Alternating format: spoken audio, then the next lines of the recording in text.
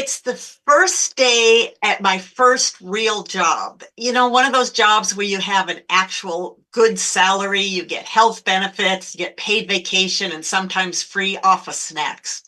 But I'm scared, and I'm sitting alone in my tiny little new office. It's empty, and the only thing on the wall is this faded poster that says, "Some people are like clouds. When they go away, it's a beautiful day." And I kind of thought about that.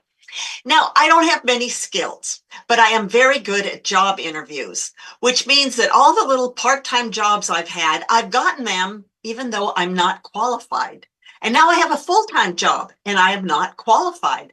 I have 12 staff. I'm supposed to run a preschool.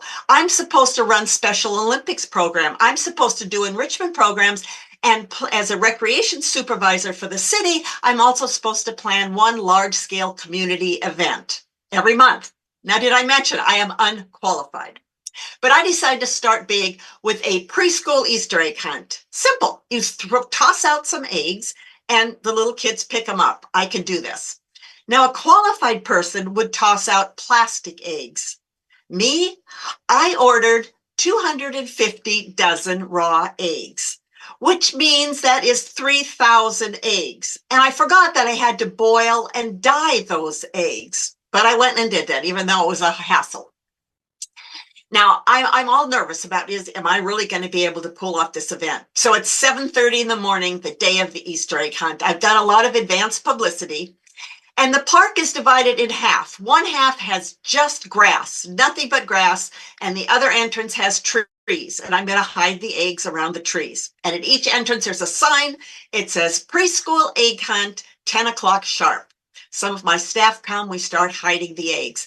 And I'm worried, oh, what if no one even shows up? And my stomach is churning. It's now 9:30.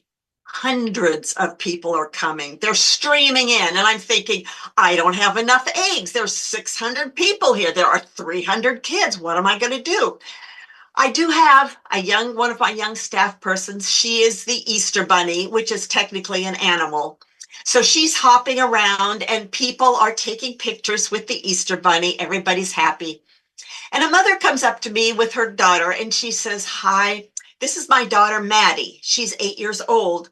She'd really like to look for eggs, but I think she'd be overwhelmed if she went to the egg hunt across town for older kids. Maddie has Down syndrome." I say, of course she can stay here. And Maddie smiles and she swings her empty Easter basket and it's fine. 10 o'clock, I blow an air horn and 300 little kids, they run out there and they get all those eggs that are in plain sight. And then 4 minutes later, that egg hunt is over because that's how egg hunts work. So I'm thinking, I pulled this off. This is good. People are taking pictures with the Easter Bunny playing on the playground. And I hear a screech, "Who's in charge here?"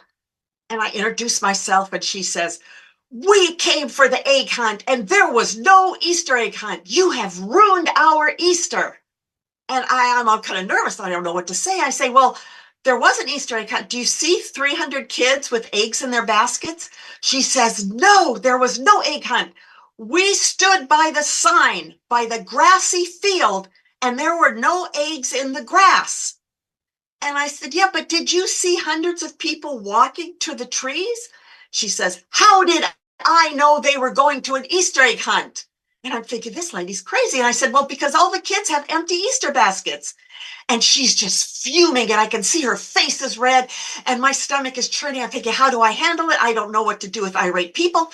And all of a sudden she brings her hand back because she's going to slap me. And a dad grabs her wrist and says, "You are not hitting anyone." And she says, "Then I will kick the Easter Bunny." And she goes over and she kicks the Easter Bunny as hard as she can. And my little 16-year-old staff is in the Easter Bunny costume. Now there's kids around, so they start crying because they have just seen the Easter Bunny get kicked. And again, I'm thinking, what do I do? There were no cell phones back then. So if I wanted to call the police, I have to get in my car, drive half a mile, and go to a payphone. So I didn't know what to do. And I'm thinking, I have no idea.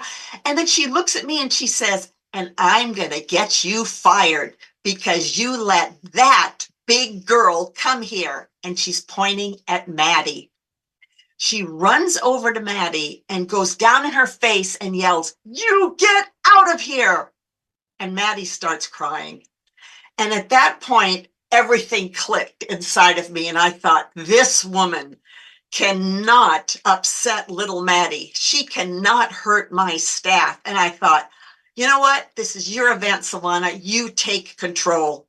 And I walked up to her and I remember thinking, I'd heard if you lower your voice, you sound authoritative. So I said, "You need to leave now or I will track you down and press charges for assault and disturbing the peace." And all the parents around me, they start applauding. And the woman does this, huh, and she storms off. And inside I had this relief that, yeah, I did this. Maybe I can handle this job. And I thought back to that poster also that said, some people are like clouds. When they go away, it's a better day. And that was certainly her. Besides, you never mess with the Easter Bunny. Thank you.